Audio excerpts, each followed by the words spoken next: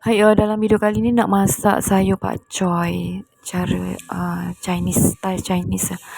Mula-mula tumis dulu bawang putih dengan cili besar. Lepas tu letaklah sos tiram sikit. Kalau nak ganti dengan cili api pun boleh juga ya.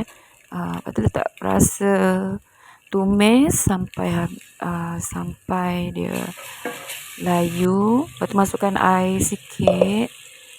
Okay, dia ada bawang putih dengan cili je. Kalau nak ganti dengan cili api pun boleh juga. Okey, lepas tu yang ni sayur pakcoy lah. Okey, yang ini sayur pakcoy ni kalau nak ikutkan tak payah kupas satu-satu macam tu. Tapi ni kena letak macam satu kuntum macam tu lah. Rebus terus.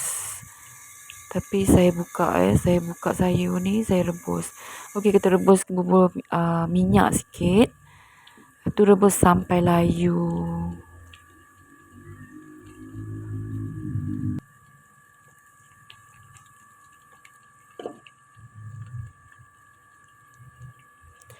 Okey, bila dah sayur tu dah masak, layu, barulah kita susun dekat pinggan ya.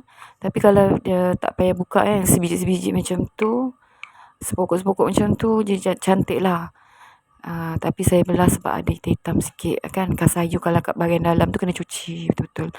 Okey, susun. Lepas tu yang kuah tadi asing, yang tumis tadi, bawang putih dengan cili tadi. Lepas tu barulah tuang ke atas.